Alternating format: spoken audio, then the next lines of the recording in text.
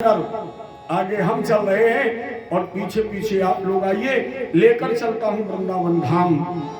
अरे वृंदावन धाम अपार रटे जा राधे राधे।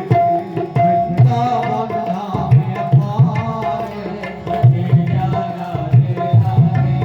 रटे जा राधे राधे कहे जा राधे राधे।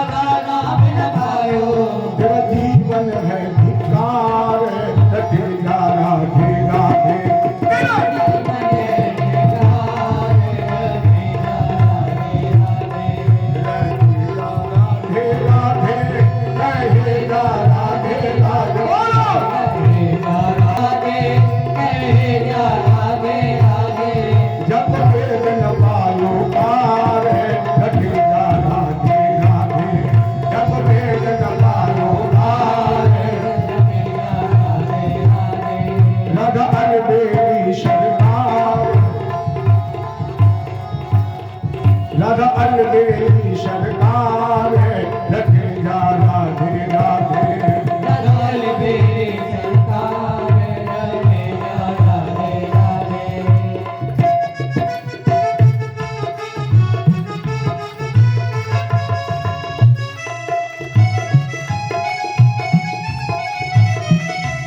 रखे जा राधे राधे।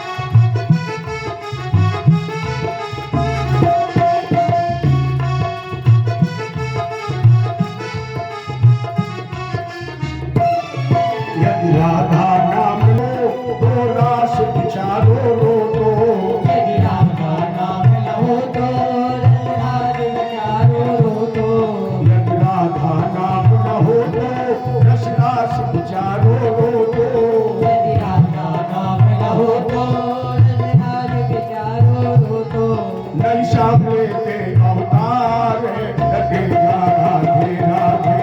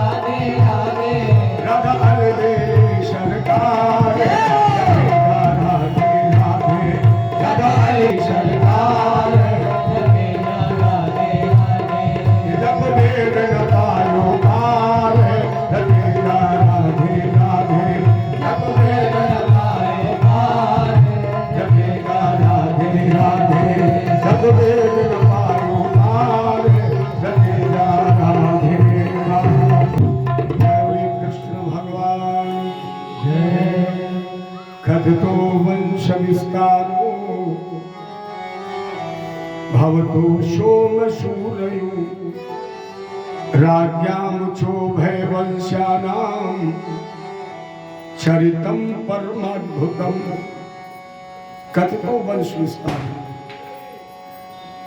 आपने पहले कह दिया था ना सकते विस्तार को। तो महाराज जी आपने जो भी विस्तार, सूक्ष्म, लघु, अति लघु, दीर्घ चर्चा की, मैंने उसे यथा मनोयोग से सुना, इसके लिए आपको आभार है। लेकिन अब गुरु जी एक ही इच्छा है। कौन? बोले अवतीर्ण यदुर्वंशे भगवान भूत भावन कृतवान यान विश्वात्मा तान लोपद विस्तरा। अवतीर्ण यदुर्वंशे, 16 कलाओं से धरा को विभूषित करने वाले यदुकुल भूषण भगवान के जन्म की कथा। एक शब्द है विस्तरा। इसमें आप नहीं कहेंगे कि हम में शक्ति नहीं है, सूक्ष्म नहीं। अवतीर्ण यदुर्वंशे भगवान भूत भावन अकृतवान यान विश्वात्मा तान लो बद विस्तरा। महाराज जी मुझे ये कथा विस्तार से सुनाइए, क्योंकि ये तो मेरे जीवन रक्षक है। आप ही ने बताया है कि यदुकुल भूषण भगवान ने मेरी मां उत्तरा के गर्भ में प्रवेश करके मेरी रक्षा की। गुरु जी हम 3 दिन से प्रतीक्षा कर रहे थे, आज वो मेरी प्रतीक्षा 4th दिन पूरी होने जा रही है। जिन्होंने महाभारत के युद्ध में मेरे पितामह अर्जुन का रथ हाँका है, जिन्होंने कदम कदम पर हमारे पूर्वज महाराजा पांडव की रक्षा की है, उनके जन्म की कथा विस्तार से बताएं। एक और बात महाराज जी, मैंने सुना है कि मेरे आराध्य कृष्ण के बड़े भैया थे बलराम, ये पले हैं देवकी की कोख में और पैदा हुए वसुदेव जी की दूसरी पत्नी रोहिणी के गर्भ से बाबा नंद के यहाँ गोकुल में। तो देवज्ञा गर्भ संबंधा, क्या देवकी और मैया रोहिणी के गर्भ से ही कोई संबंध था? क्योंकि एक परंपरा है, एक माँ के गर्भ में आने वाला दूसरी माँ से तब पैदा हो सकता है जब पहली माँ से जन्म ले, जन्म लेने के बाद शरीर का त्याग करे, तब वो दूसरी माँ से पैदा हो सकता है। और आपने कहा कि वो पले हैं देवकी के गर्भ में, पैदा हुए रोहिणी के गर्भ से, तो या तो देवकी और रोहिणी के गर्भ से ही कोई संबंध है, और नहीं संबंध है तो कुतो देहांतरम बिना, बिना देह का अंतर किए बगैर जन्म, ये रहस्य क्या है, इसे आप सुलझाएंगे। ऐसा कैसे हुआ? सुखदेव जी ने कहा राजेंद्र पहले विचार यूं करो कि परमात्मा इस धरा पर आता कब है, कब आता है? बाबा ने कम से कम 4 कारण दिए हैं। हालांकि पहले तो उन्होंने लिखा राम जन्म के हेतु अनेका परम विचित्र एक तय एका, लेकिन फिर भी 4 कारण दे दिए। पहला कारण बोले मां नहीं मात, पिता नहीं देवा। दूसरा कारण जब जब हुए धर्म के हानि। तीसरा कारण बोले बाढ़े बहु खलु चोर जुआरा। और चौथा कारण विप्र धेनु सुर संत हित। जब ये 4 कारण होते हैं तब भगवान इस धराधाम पर आते हैं। एक कारण और जोड़ लीजिए कि जब जब प्रकृति असंतुलित होती है, जब जब पर्यावरण में प्रदूषण होता है, देखो हम प्रकृति को असंतुलित तो कर सकते हैं, प्रकृति को हम छेड़ तो सकते हैं, प्रकृति को हम प्रदूषित कर सकते हैं, लेकिन प्रकृति को ना तो हम शुद्ध कर सकते हैं और ना ही प्रकृति को संतुलित कर सकते हैं। ये क्षमता केवल परमात्मा में ही है। और प्रकृति में 5 तत्व हैं। कल हम चर्चा करेंगे कि भगवान कृष्ण ने धराधाम पर आकर इन 5 प्राकृतिक तत्वों को शुद्ध किया है। प्रकृति को भी भगवान ने सिद्ध किया है, शुद्ध किया, पवित्र किया। और वही द्वापर युग में हुआ। आक्रांता भूर भारेण ब्राह्मणम शरणम गौर भूत्वा श्रमुखी खिन्ना कृदंती करुणम विभो।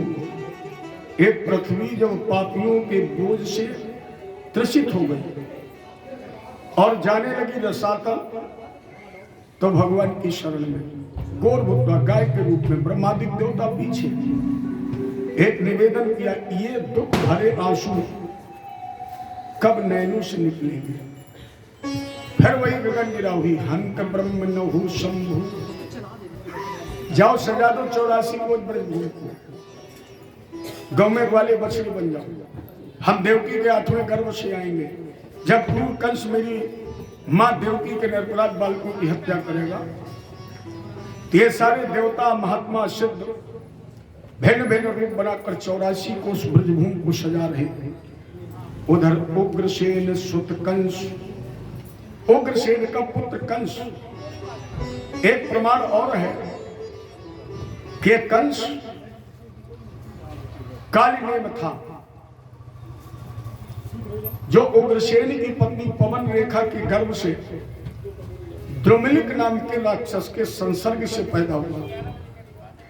सबसे ज्यादा प्रेम करता था अपने चाचा देवक की पुत्री देवकी से। तो उग्रसेन सुत कंस स्वसुप्रिय चिकीर्षया, तो अपनी प्राण प्रिय बहन देवकी का इसने विवाह अपने अभिन्न मित्र वसुदेव जी के साथ किया।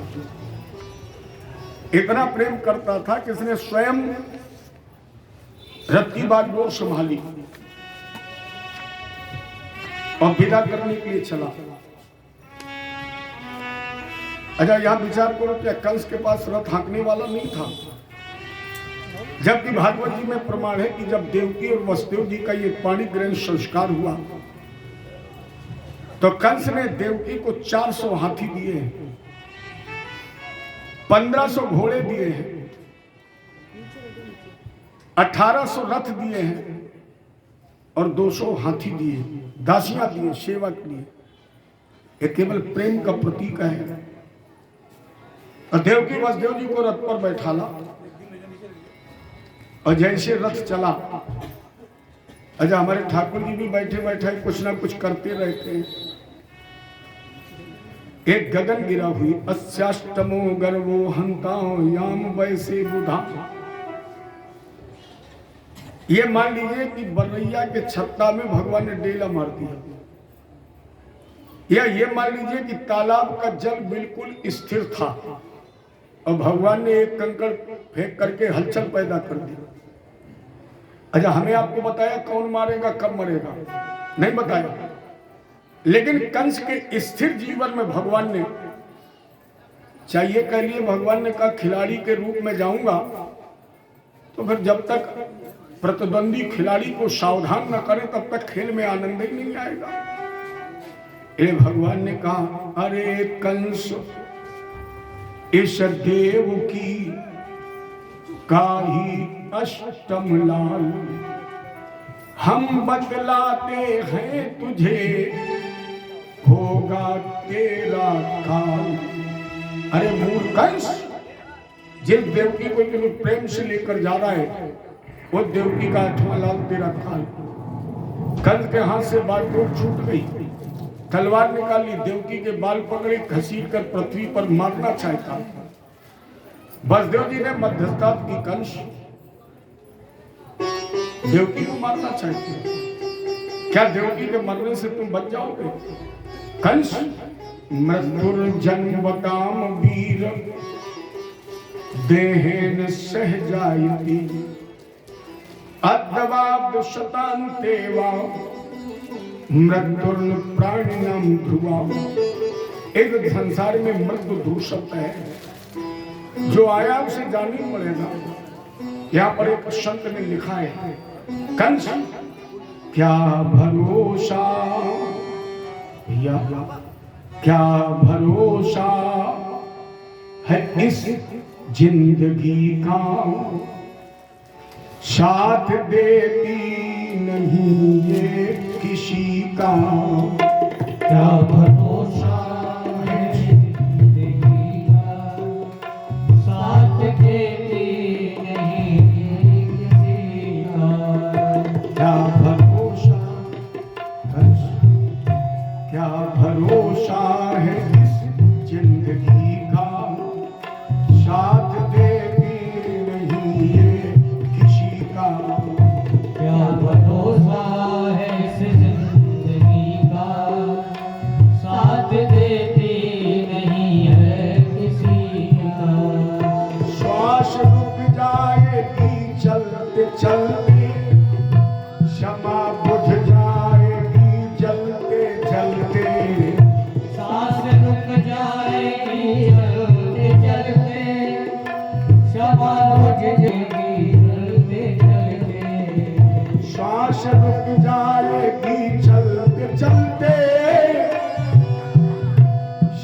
बुझ जाएगी जलते जलते, दम निकल जाएगा रोशनी का, दम निकल जाएगा रोशनी का, साथ देती नहीं ये किसी का, दम निकल जाएगा रोशनी का, साथ देते नहीं है किसी का। क्या भरोसा है इस जिंदगी का, साथ देती नहीं है किसी का। क्या भरोसा है इस जिंदगी का, साथ देती नहीं है किसी का।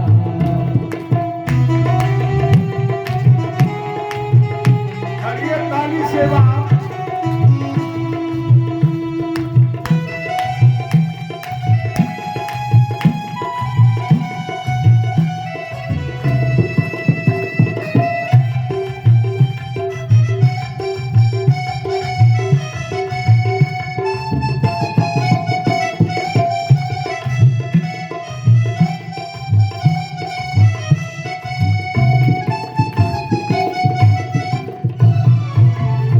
ये दुनिया हकीकत पुरानी,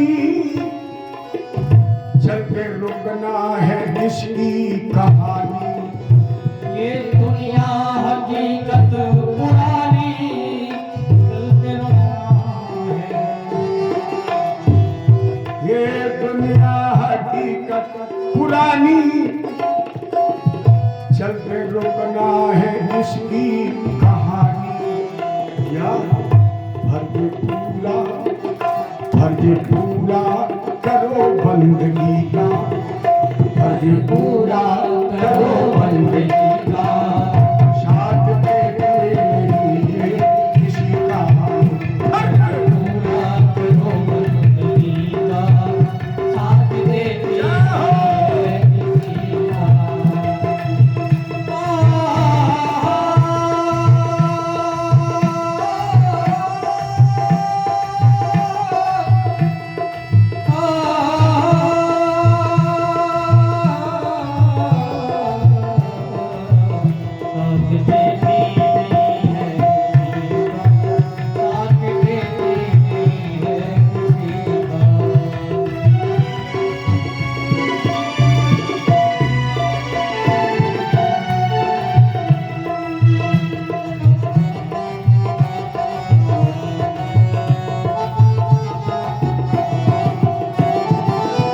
हम रहे ना मोहब्बत रहेगी, दास्तां अपनी दुनिया कहेगी।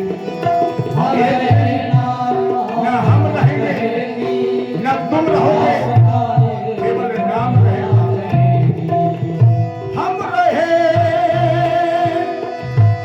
हम रहे ना मोहब्बत रहेगी, दास्तां अपनी दुनिया अपनी दुनिया कहेगी, दास्तां अपनी दुनिया कहेगी, दास्तां अपनी दुनिया। नाम रह जाएगा आदमी का, नाम रह जाएगा आदमी का, साथ देती नहीं है किसी का। क्या भरोसा इस जिंदगी का, साथ देती नहीं है किसी का। क्या भरोसा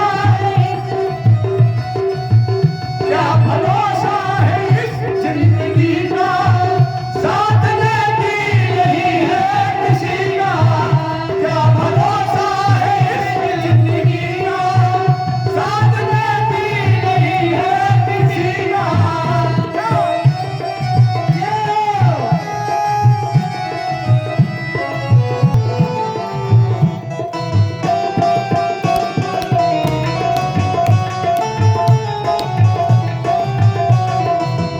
क्या भरोसा हम रहेगा मोहब्बत रहेगी, दास्तां अपनी दुनिया। हो सकता है इसी तरह का फिर यहाँ आयोजन हो, व्यासपीठ पर हम ना हो, आप लोग हो। क्या हो सकता है व्यासपीठ पर हम हो और आप लोगों में से कोई मेरा प्यारा ना हो, फिर नाम रह जाएगा आदमी का। कंस साथ देती नहीं ये, किसी का क्या भरोसा। अरे एक बात बता, कंस तुम्हें देवकी से डर है? देवकी के पुत्र से डर है या आठवें से? बोले केवल आठवें से। परिणाम स्वरूप कंस ने देवकी वसुदेव जी को नजर कैद कर दिया। एक दिन वो आया जब पिता को भी बंदी बना लिया। मां नहीं मात, पिता नहीं देवा। उग्रसेन जी शंकर राम जी की पूजा कर रहे तो पिताजी बंद करो, राम की पूजा शंकर जी की पूजा करो। उग्रसेन ने कहा बेटा राम और शंकर में कोई भेद है? अरे कंस, भगवान राम कह रहे शिवद्रोही मम दास कहावा और सो नर मुझ सपने नहीं। मुझे उस सपने में भी अच्छा नहीं लगता। कंद ने कहा पिताजी राजा को भेद रहित नहीं होना चाहिए, तुम्हें बुढ़ापा आ गया है। उग्रसेन ने कहा बंदी बना लेंगे का बुढ़ापा ताकत अजमा। लेकिन कंस चाटुकार था, जानता था विजय उसकी होती, प्रशासन जिसका पक्ष लेता है। परम गुरुदेव के भी सिपाही आगे नहीं बढ़ा, कंस ने बंदी बना लिया, स्वयं राजा बन गया। अब मथुरा में जब राजा बने, जितने उग्रसेन के मंत्री थे सब छुट्टी, इस्तीफा। और कंस के दरबार में बैठते प्रलंब बक चारूरे तृणावर्त महाशय मुष्टकारिष्ट दुविध पूतना के सुधेन। ब्रह्मासुर बकासुर चारों इनके मध्य में जब कंस बैठता था तो ऐसा लगता था मथुरा का दरबार नहीं, साक्षात पाप का साम्राज्य। इसी अवध में कीर्तिमंतम प्रथम पुत्र का जन्म हुआ, उसका नाम कीर्तिमान। इसके मतलब वसुदेव जी ने प्रथम पुत्र का नामकरण कराया है। ये पुत्र मोह है, क्योंकि किसी भी बच्चे का नाम जन्म में नहीं है, आगे चलकर है। लेकिन पहले बच्चे का नाम कीर्तिमंतम प्रथमजम कलशयानक दुंदुभि। बलदेव जी ने कमर जी ग्रह नक्षत्र, आचार्य जी ने कहा जन्मते ही से काल कलवित हो जाना चाहिए। बलदेव ने कहा आचार्य जी ठीक कह रहे हैं आप। दौड़कर बच्चे को गोद में उठा लिया, देव की बिलक पड़ी। बस देव जी ने कहा देव की आर लोग बचनों को नहीं बदलते हैं। देव की आर लोग बचनों को नहीं बदलते हैं। वो छत्री जब प्रण कर लेते हैं तो प्रण से कभी न हटते। देव की रोटी लगती रही, धन्य वो सत्य की वेदी पर चढ़ने वाला बलदेव वसुदेव अपने हाथों से कंस को नवजात शिशु दे दिया। कंद ने कहा वो ले जाओ इसे, इससे में क्या लेना देना है, आठवां ले आना। वसुदेव में तुम्हारी सत्यता पर कोई संदेह नहीं। वसुदेव जी तो वापस हो गए, लेकिन यहाँ पर वसुदेव जी ने नवम भक्ति में नवम भक्ति का प्रदर्शन है। देव की बहुत प्रसन्न है, देखा ना स्वामी मेरा भाई है आखिर आ गई दया। लेकिन वसुदेव जी न हर्ष में है और न विषाद में है, जानते छड़ा नुष्टा। और इधर नारद जी ने सोचा कि अगर इसी तरह देवकी का पुत्र बच जाएगा तो भारत में न जाने कितनी अबलाओं की गोद सूरी हो जाएगी। अगर इसी तरह कंस के हृदय में दया का भाव बना रहा, भगवान के आने में उतना ही विलंब हो जाएगा और न जाने कितनी गोदें उजड़ जाएंगी। इसलिए नारद जी ने एक 8 पंखुड़ी का फूल उठाया और 8 पंखुड़ी का पुष्प लेकर नारद जी चल पड़े। बीना के तारों को झनकारा और बोले श्रीमन नारायण नारायण नारायण श्रीमन नारायण नारायण नारायण श्रीमन नारायण नारायण नारायण श्रीमन नारायण नारायण नारायण भक्ति नारायण नारायण नारायण भक्ति नारायण नारायण नारायण नारायण नारायण भजन नारायण नारायण नारायण कंद ने प्रणाम किया, आसन दिया। अब बोले महाराज जी के ही कारण नारद जी ने कहा बेटा ये फूल है, हम गिनने की कोशिश करते हैं, गिन नहीं पा रहे, जरा बताओ इसमें पंखुड़ी कितनी है। कंद ने गिने, बोले बाबा 1 2 3 4 5 6 7 8। नारद ने फूल घुमाए, कहा गिनो। नारद जी ने, कंस ने कहा 1 2 3 4 5 6 7 8। नारद जी ने कहा आप गिनो। कंस ने कहा बाबा इतने कम पढ़े लिखे थोड़ी है, अरे आप पंखुड़ी है 80 बार गिनवाइए 8 ही रहेंगी। नारद जी ने कहा तो हमें भी पता है 8 है 8 ही रहेंगी। बाबा जानना क्या चाहते हो? नारद जी ने कहा केवल ये बताओ इसमें 8वीं कौन और पहली कौन? कंस ने कहा बाबा चूक गई, गलती हो गई। नारद जी ने कहा आज तक हमने ना तो किसी को चूकने दिया और ना गलती होने दी। अच्छा बेटा एक बात बताओ, होशियारी सदा प्यारी, सावधानी हटी, दुर्घटना घटती है छोटे मोटे सड़क पर। अगर चलो यमुना एक्सप्रेस में दुर्घटना होती है, रामई मालिक है जो हड्डी बटोरे मिले, खुद मरो 75 और मारो। कंस सारी बातें छोड़, एक बात बताओ। अब नारद जी जैसा पढ़ाने वाला उल्टा सीधा सब पढ़ा देते। एक बात बताइए, अगर देवकी के एक पुत्र को मारोगे लोग क्या कहेंगे? कंस ने कहा बाबा लोग कहेंगे कि कंस भांजे का हत्यारा है। 2 मारोगे तो भांजे की हत्यारी, 3 मारोगे तब भांजे के हत्यारे, 4 मारोगे तब भांजे के हत्यारे। नारद जी ने कहा रे पगले, जब दफा एक ही लगने हैं तो एक का ही मारो, समझे न मारो। जब तेरे भाग्य में भांजे का हत्यारा बनना ही लिखा है, अरे 302 लगनी तो एक गोली में जितने मरे उतने मारो। श्रीमन नारायण हतेषु खटसु बालेषु देवत्या और ऋषिना। नारद की प्रेरणा से कंस ने देवकी के 1 नहीं 6 बालक मार दिए। आज देवकी की आवाज में वो पहला पर था, देवकी की आवाज में वो धार थी तो भगवान के कान के पर्दे फट गए। खड़े हो गए। सेठ जी ने पूछा कहां जा रहे हैं आप? भगवान बोले देवकी के गर्भ से जन्म लेने। शेष जी ने कहा रुक जाइए, पहले मैं जाऊंगा। भगवान बोले कि लक्ष्मण के रूप में सेवा करते करते थक गए आप? शेष जी ने कहा नहीं, सेवा तो मैं उसी तरह करूंगा जिस तरह आपने मैंने लक्ष्मण के रूप में की थी। लेकिन रामावतार में प्रभु आपने शेष के हृदय में घाव बनाया था और वो घाव कैंसर बन गया। कब? जब आपने परामा मां भगवती जगदम्बा जानकी के त्याग का एक तरफा निर्णय ले लिया।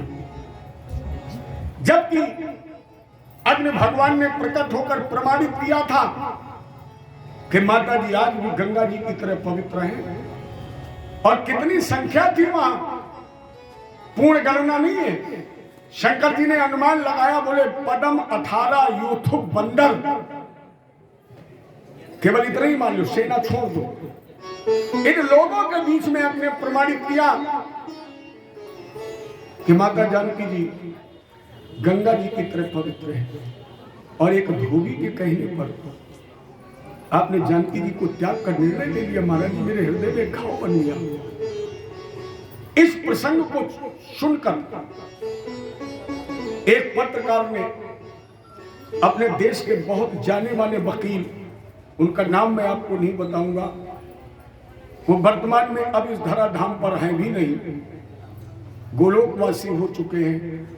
पत्रकारों ने उनसे पूछा कि आपने रामायण पढ़ी? बोले हाँ पढ़ी। बोले तो राम के जीवन से आपको क्या मिला? उस वकील ने कहा कि राम जी अपने जीवन में अच्छे पति साबित नहीं हुए। पत्रकार ने पूछा क्यों? उस वकील ने कहा कि एक धोबी के कहने पर राम जी ने बगैर किसी साक्ष्य और गवाह के जानकी जी को त्याग का निर्णय ले लिया। अगर हम राम को अपने जीवन में आदर्श बना लें तो कलयुग में कोई भी व्यक्ति किसी भी पुरुष की पत्नी की शिकायत कर सकता है और वो उसे छोड़ दे। इसके मतलब वो आदर्श पति नहीं थे। ये गलत है। इस पर बहुत विरोध भी हुआ और उनके पास हजारों पत्र पहुंचे, क्योंकि भगवान का कोई भी कार्य एक उद्देश्य की पूर्ति के लिए नहीं होता है। भगवान राम ने जानकी जी के त्याग का निर्णय तो पालने में ही ले लिया था, क्योंकि राम कथा को आप प्रमाणित बगैर 4 वेद 6 शास्त्र 18 पुराण पढ़े प्रमाणित नहीं कर सकते। रामायण ग्रंथ साधारण नहीं है। 4 वेद 6 शास्त्र 18 पुराणों का निचोड़ वेद का सार है। लोग थोड़ी बहुत पढ़ लेते हैं और सब कुछ जो मनाता है, जो भारत में लोकतंत्र है प्रजातंत्र है, जो मनाए वो गाइए वो कहिए। 6 वर्ष की उम्र में पालने में लेटे थे भगवान राम और जानकी जी के त्याग का निर्णय ले लिया। कारण क्या था? राजा दशरथ कौशल्या जी के साथ रामलला को पालने में झुला रहे थे। बहुत मग्न थे, आनंद थे, क्योंकि सो सुखधाम। अचानक दशरथ जी की आंखों में आंसू आ गए। कौशल्या ने कहा, स्वामी अभी आप रामलला को खिला रहे थे, आनंद मग्न थे, आप मुस्कुरा रहे थे, आप रोने क्यों लगे? भगवान राम के कान में आवाज पड़ी। राम जी ने कहा, कारण क्या है? क्यों मेरे पिताजी रो रहे? कारण क्या है? सुनने लगे। कौशल्या जी ने फिर पूछा, स्वामी रोने का कारण क्या है? दशरथ जी ने कहा, मेरे रोने का केवल एक कारण है। क्या? बोले दशरथ के राम जैसा पुत्र हो गया। दशरथ के राम जैसा पुत्र हो गया। मेरे रोने का कारण यह है कि राम के राम जैसा पुत्र नहीं होगा। दशरथ जी ने कहा, राम के राम जैसा पुत्र नहीं होगा। भगवान राम ने पालने में ही प्रतिज्ञा कर ली, पिताजी राम के राम जैसा नहीं, राम से श्रेष्ठ पुत्र होगा। और आपको पता है जानकी जी का त्याग कब किया है राम जी ने? जब जानकी जी 7 मास के गर्भ की थी और 7 मास का गर्भस्थ बच्चा पढ़ने लगता है। भगवान राम ने सोचा अगर 7 मास की गर्भवती सीता वाल्मीकि जी के आश्रम पर पहुंच जाएंगी तो वाल्मीकि जैसा उस समय ज्ञानी विज्ञानी कोई दूसरा था ही नहीं।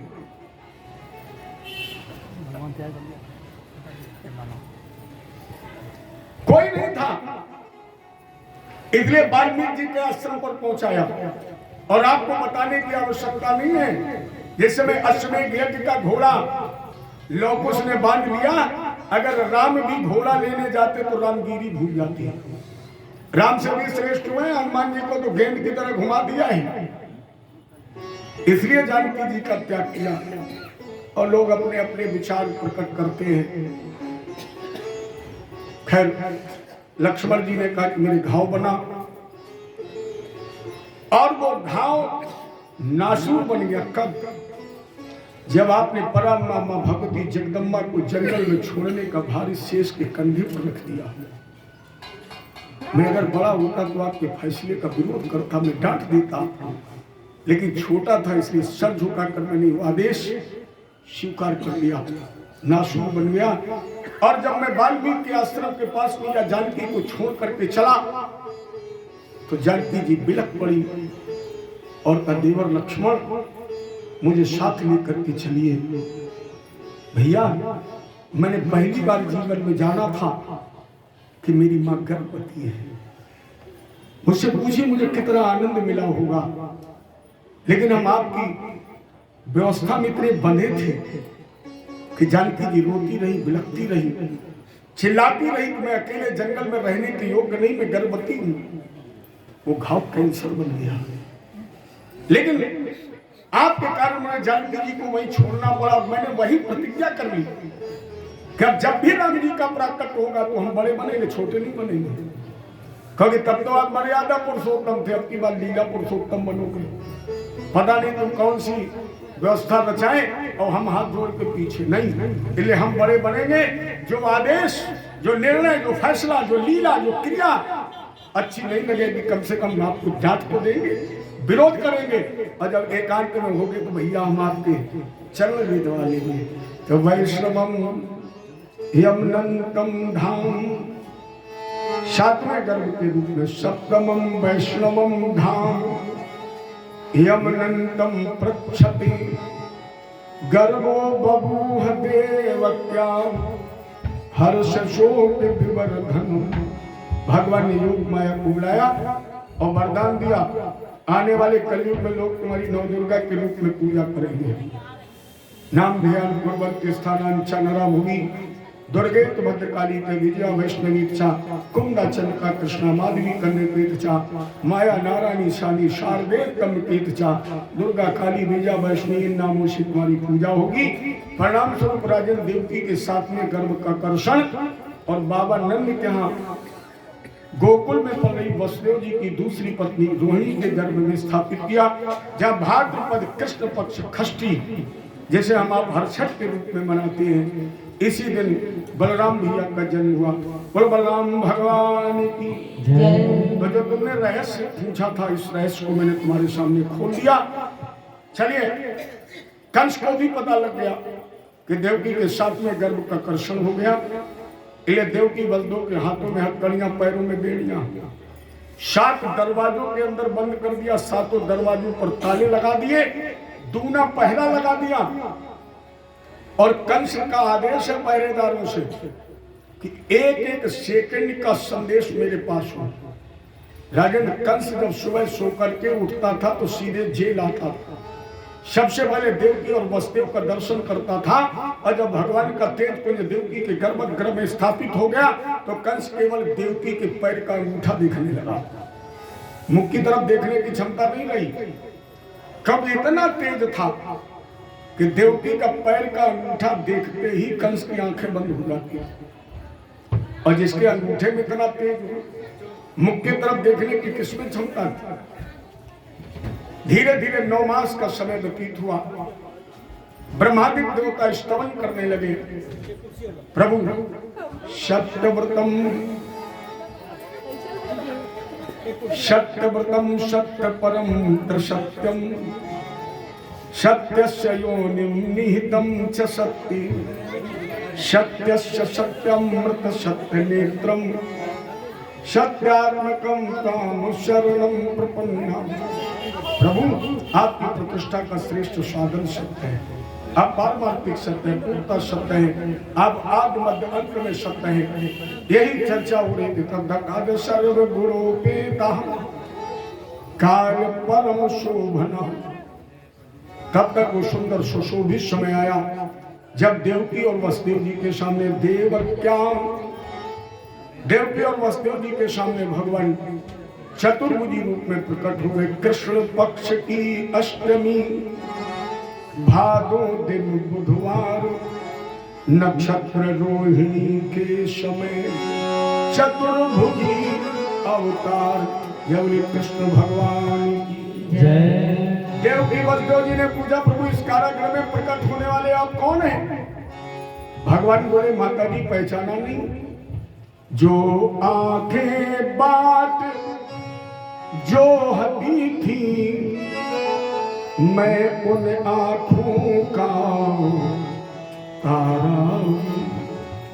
अहे कारागृह की तपस्वनी अष्टम में लाल तुम्हारा। देवकी ने कहा, इस रूप में 4 हाथ हैं आपके, कोई मानेगा कि तुम मेरे पुत्र हो? भगवान बोले फिर? देवकी ने कहा, पित्रो संपश्यतो शब्दो बभु प्राकृता शिशु आप नवजात शिशु बन जाइए। और जैसे देवकी ने कहा भगवान चतुर्भुज रूप से अंतरे हिते, और नवजात शिशु बनकर देवकी की गोद में लेट गए। जैसे देवकी की गोद में लेटे, देवकी का लाला एक बार रो दीजिए, क्योंकि हर माँ बच्चे के जन्म के बाद एक ही आकांक्षा रखती है कि मेरे बच्चे के रोने की आवाज। क्यों? बोले जब माँ बच्चे के रोने की आवाज सुनती है ना, तो उसको प्रसव की पीड़ा भूल जाती है, दर्द समाप्त हो जाता है। एक बार रो दीजिए। भगवान बोले मैया रो नहीं सकते। क्यों? अरे बोले हम तो एडवांस में राम अवतार में रो चुके हैं, अगर अभी रो देंगे और जग गया तुम्हारा भैया, नहीं रो सकता। देवकी ने वसुदेव जी की तरफ देखा, स्वामी मेरी कोख का शायद अंतिम चिराग है, बचा लीजिए। वसुदेव जी ने हाथ उठाया, एक शब्द नहीं बोले, हाथ उठाया।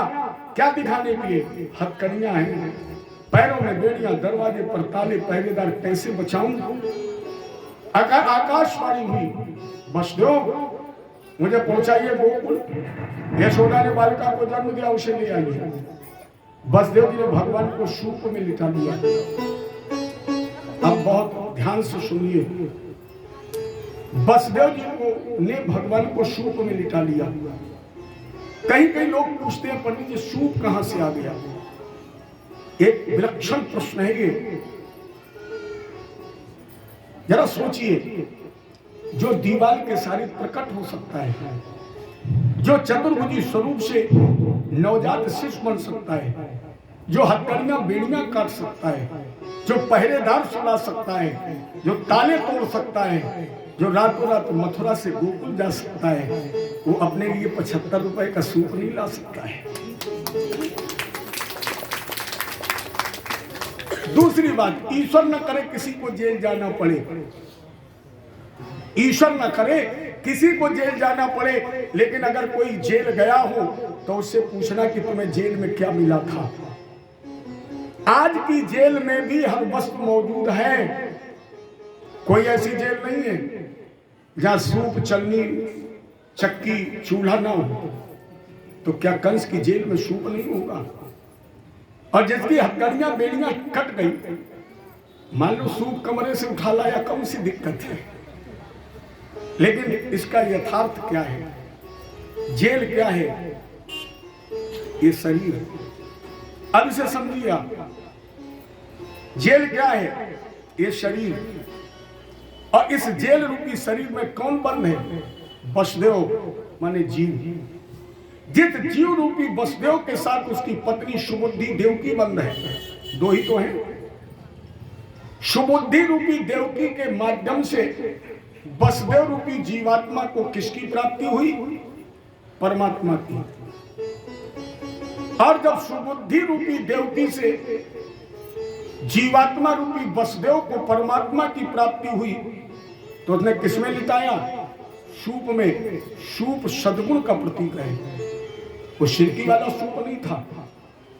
जीवात्मा के द्वारा परमात्मा को सद्गुण रूपी सूप में लिटाया गया और रखा कहां गया? सर पर। क्यों?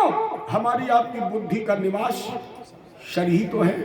और जब बुद्धि पर भगवान बैठ गए तो अपने आप माया मोह की हथकड़ियां बेड़ियां। अब ईमानदारी से सोचिए, अगर बुद्धि पर भगवान बैठ जाएंगे तो क्या ये दुनिया के बंधन हमारे ऊपर रहेंगे? अपने आप बंधन कट गए, और जब बंधन कट गए तो प्यारे जन्म मृत्यु के ताले खुल गए। और जब ताले खुल गए तो पहरेदार है विकार। भगवान के बुद्धि पर बैठते ही हमारे जीवन के सारे विकार सो गए। और जब विकार सो गए तो जीवात्मा स्वतंत्र हो गया और भगवान को लेकर चल पड़ा। आवत देखे तो अचक चढ़ी आई यमुना, आवत देखे तो अचक चढ़ी आई यमुना, आवत देखे तो अचक चढ़ी आई यमुना, आवत देखे तो अचक चढ़ी आई यमुना, चढ़ी आई यमुना, चढ़ी आई यमुना, चढ़ी आई यमुना, चढ़ी आई यमुना, आवत देखे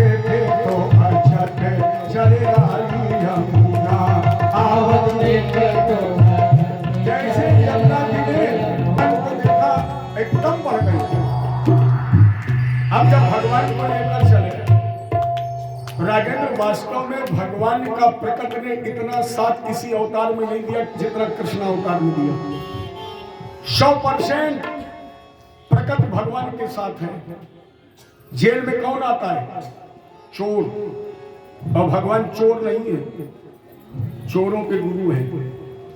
अच्छा, चोर कौन सी रात पसंद करता है, उजेली की अंधेरी? अंधेरी। और अंधेरी में भी आधी 11:55 है पक्के चोर। 365 दिन की सबसे काली अंधेरी रात में चित चोर आया। और जब बाहर निकले तो यहां भी प्रकट ने साथ दिया, क्योंकि भादों में गर्मी बहुत होती है और गर्मी हो, कानपुर में बिजली चली जाए फिर क्या करोगे? या तो छत पर या फिर सड़क पर। भगवान ने कहा गर्मी बहुत है, अगर मथुरा के नागरिक ने किसी ने देख लिया तो हमारी तो सारी बनाई विधा। या फिर प्रकट ने साथ दिया, काली काली घटाई घिरी और जैसे बरसात जरा जरा से शुरू हुई, लोग बोले अंदर चलिए, तो छत वाले और खरंजा वाले सब अंदर। कुछ लोगों की खिड़की खुली थी, भगवान बोले अगर किसी ने झांक दिया तो बरसात पुरवाई हवा में झूम के होती, अपने आप पुरवाई हवा चली, आई चारों तरफ से बौछार, तो खिड़की दरवाजे भी बंद। अब ये चले जा रहे हैं, बिजली चमक रही है। माने बसदेव जी से कह रहे हो महाराज रात अंधेरी है, जल वृष्टि हो रही है, फिसलन है, अगर आप फिसल जाएंगे मेरे कन्हैया को चोट लग जाएगी। मानो बादल आपस में कर्षण करके बिजली चमका कर कह रहे हैं कि पहले मेरे प्रकाश में रास्ता देखना, तब आगे कदम बढ़ाना। सेजीना का कर तो तुम ठीक रहे हो, लेकिन धीरे धीरे बरसो। मेरे लाला अभी प्रश्न है, मौसम गर्म है, पानी ठंडा है, लेकिन बादल नहीं माने तो शेर जी ने 1000 फन। अब यहाँ भी गौर करने की बात है, शेष जी ने फन भगवान के सामने से नहीं उठाई, देखा कभी चित्र में? पीठ पीछे से उठाई, सामने से क्यों फन नहीं उठाई? शेष जी ने सोचा कि हमने सामने से 1000 फन उठा दिए और बिजली कहीं चमक गई और बसदेव जी की निगाह हम पे पड़ गई तो कहा सुबोलर को दोनों फेंक दे। अब अचानक रात में काला नाग आ जाए। ये शेष जी ने पीछे से फन उठाया, एक भी बूंद जल भगवान पर नहीं जा रही। ऊंची नीची खाई, यमुना जी का भीषण बिहार। अगर आप लोग गए होंगे कभी इटावा की तरफ, हाँ आप तो गए होंगे, और न गए हो तो कभी बकेवर और चक्करनगर की तरफ उतर के देखना यमुना जी में। मेरी समझ में केवल डंडई लेके खड़े हो जाते, कुर्ता उतरा ले। ऊंची नीची खाई, यमुना जी ने देखा कन्हैया रे, बढ़ने लगे। भगवान बोले जल्दी। बसदेव जी ने पहला पैर रखा, रात अंधेरी थी, घाट को घाट दिखाई नहीं पड़ा, सो पहला पैर गड्ढे में गिरा। और जैसे पहला पैर गड्ढे में ऊपर से यमुना जी ने मारी उछाल, सो एक ही बार में आंख नाक कान मुंह। बसदेव जी ने सूप उठाया, आवाज लगाई कोई लो। यमुना जी के उस घाट का नाम तभी से पड़ गया कोई लो। बसदेव जी ने सोचा एक पैर से तो पानी नाक तक और दूसरा पैर पता नहीं कितने गड्ढे तो हम लौट जाए।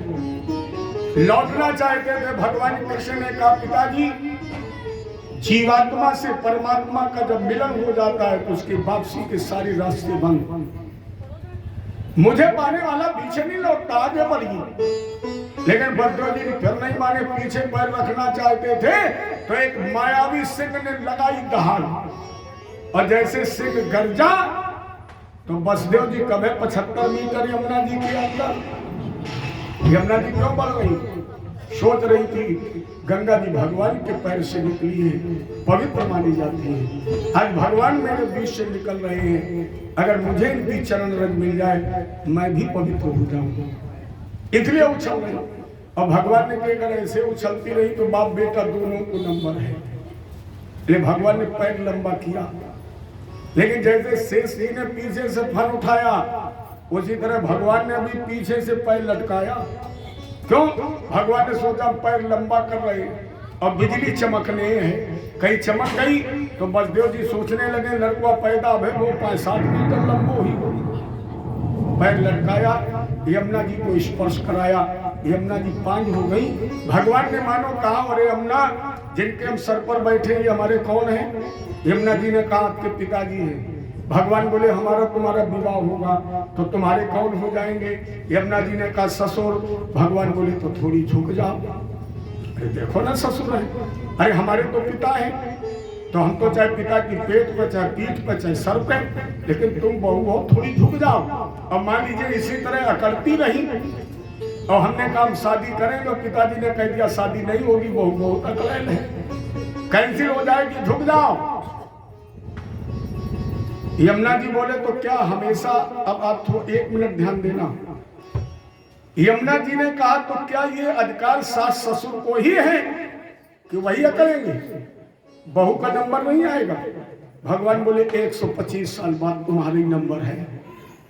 124 साल की लीला के बाद जब हम इस भारत से चले जाएंगे तो फिर सास ससुर नहीं बहुएं ही अकड़ेंगे। अब सास ससुर सोच लो, बहुओं को भगवान का वरदान है। जितने सास ससुर बैठे हैं वो सब अकड़ने का इस्तीफा दे दें, ये अधिकार बहुओं को है। और अपवाद तो हालांकि हर विषय का है, लेकिन आज अधिकांश घरों में बहुएं अपने सास ससुर के सामने तिरंगा झंडा लिए आंगन में एक गीत गाती हैं, झंडा ऊंचा रहे हमारा, विजयी विश्व तिरंगा प्यारा, मेरी शान न जाने पाए और सल्फास खा के जान भले ही। लेकिन बहुत समझने का विषय है, हर माता हर लड़की ये चाहती है कि हमारे माता पिता सक्षम रहे, और अगर बहू ये चाहने लगे कि हमारे सास ससुर सक्षम रहे तो फिर किसी भी बेटी के माता पिता को दुख नहीं मिलेगा, क्योंकि जो तुम्हारे माता पिता हैं वो भी तो किसी बेटी के बहू और सास ससुर हैं। तुम अगर दूसरे के माता पिता को अपना समझोगी तो निश्चित है कि तुम्हारे यहाँ जो भौजाई बनकर आएगी वो तुम्हारे माता पिता को समझेगी, और तुम नहीं समझोगी तो वो भी नहीं समझेगी। और समझने की कोशिश करिए, एक परिवार के ये सब बर्तन है। एक कृपा है ठाकुर जी की कि आपके आंगन में 4 बहुएं, 4 लड़के, 10 नाती हैं। उन लोगों से पूछो जिन्होंने लाखों करोड़ों रुपए बर्बाद कर दिए और एक बच्चे का मुंह देखने के लिए तरस रहे हैं। ये ठाकुर जी की कृपा है कि हम आप सभी भरे पूरे परिवार में हैं। अच्छा, आप लोग बर्तन धोते हैं कभी?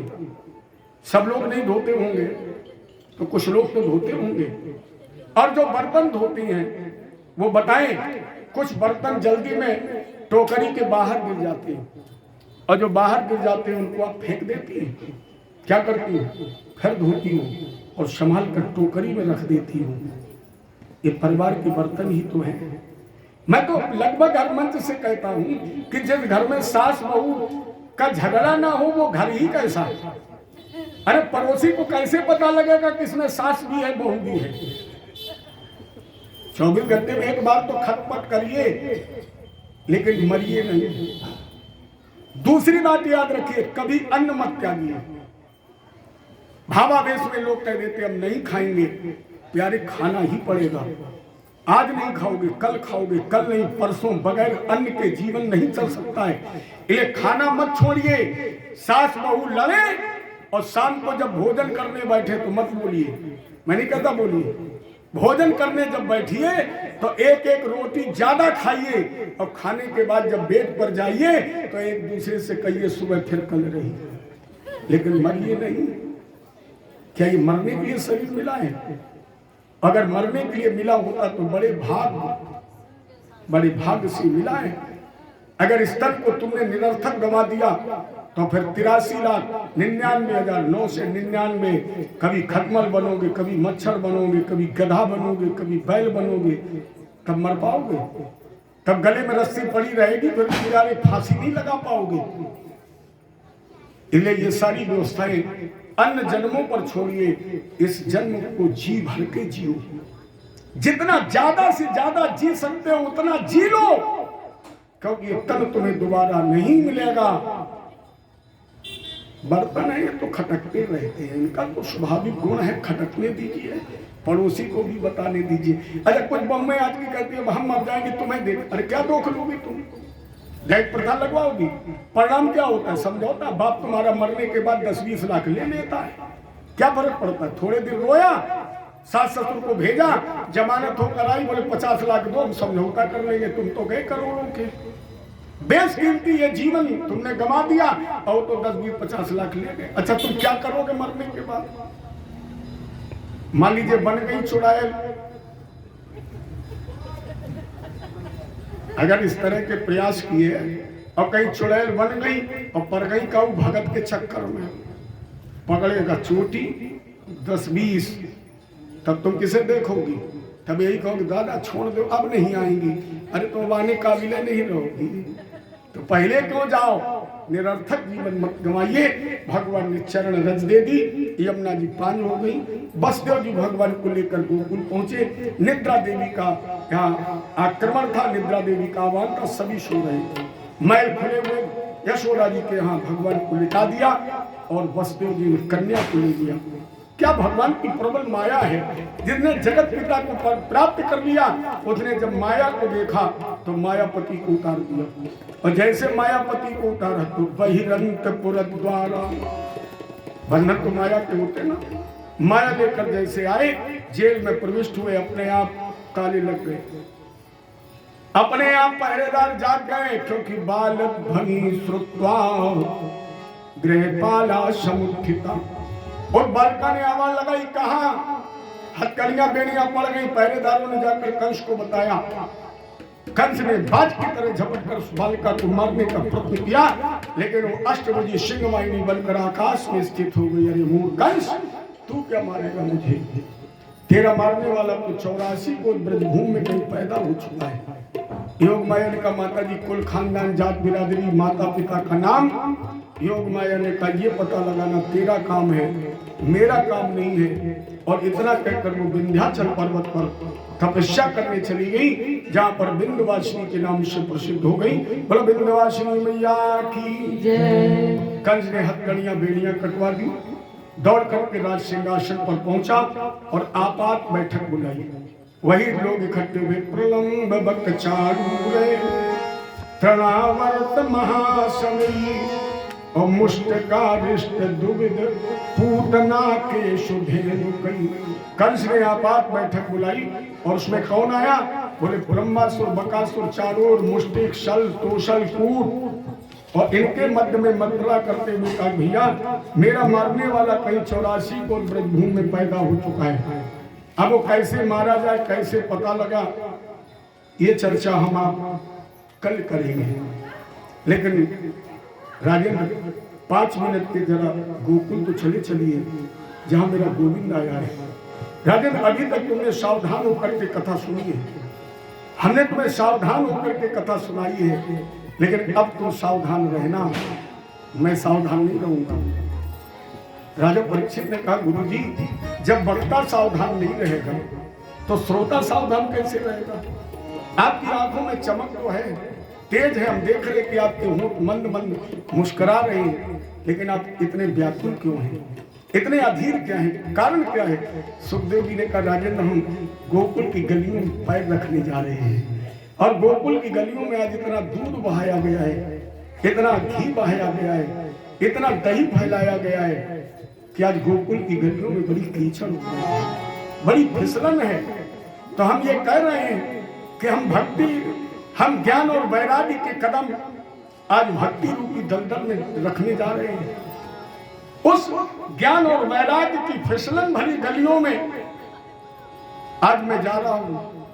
राजेंद्र पीछे पीछे आना, अगर मैं कहीं फिसल जाऊं, अगर मैं बहक जाऊं, अगर मैं कहीं गिरने लगूं, तो राजेंद्र ये तुम्हारा दायित्व है कि मुझे हाथ पकड़ कर उठा लेना, फिसलने मत देना। अब जरा सोचिए परमहंस योगी राज जब सुखदेव जी का ये भाव है कि हम कहीं फिसल न जाए, अरे बधाई झूम कर गाओ मेरे नंदलाल आए हैं, मेरे गोपाल आए सब मेरे नंदलाल आए मेरे नंदलाल आए बधाई झूम कर गाओ मेरे नंदलाल आए हैं मेरे गोपाल आए हैं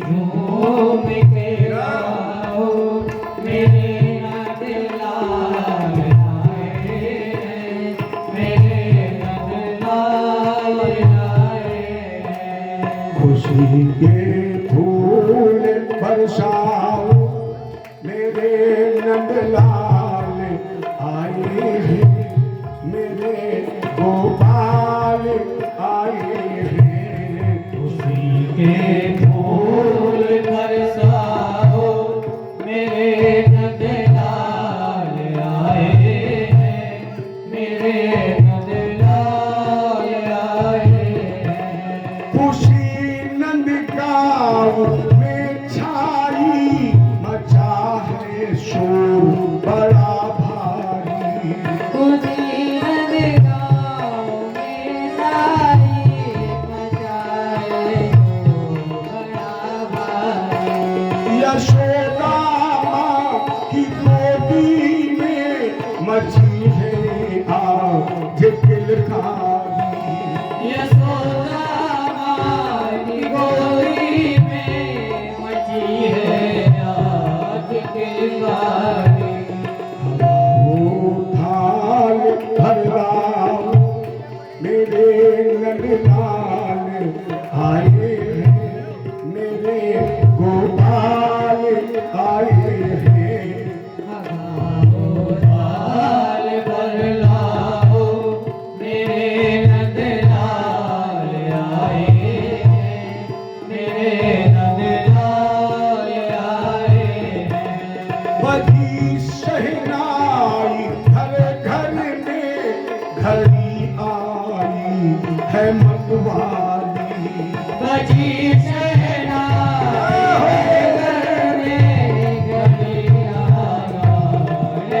आया जलाओ दीप घर घर में मनाओ आज दिवाली जलाओ दीप घर घर में मनाओ आज दिवाली गोपियों प्यार से गाओ मेरे नंदलाल आए हैं मेरे गोपाल आए हैं बोलो बधाई गाओ गाओ मेरे नंदलाल आए जय श्री राधे नंदलाल आए बधाई झूम कर गाओ मेरे नंदलाल आए हैं मेरे गोपाल आए हैं बधाई झूम कर हो मेरे नंदलाल आए मेरे नंदलाल आए चरण छूने चली आंखें बहारे धूम कर आई चरण छूने चली आंखें बहारे धूप आए सुरत्या श्याम सुंदर की घटाएं भी तो शर्माई सुरत्या श्याम सुंदर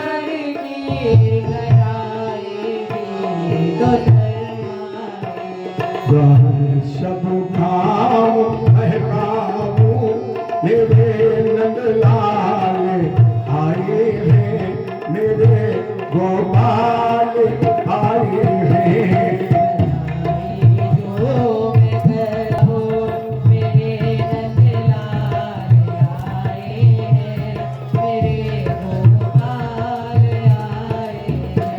बधाई धूम कर गाओ मेरे नंदलाल आए हैं मेरे गोपाल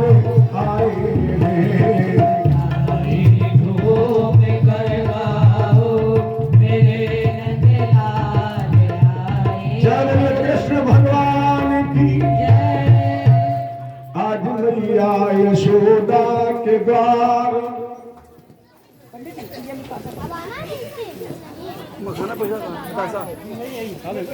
आज मैया यशोदा के द्वार बधैया बाज रही आज मैया यशोदा के द्वार बधैया बाज रही आज मैया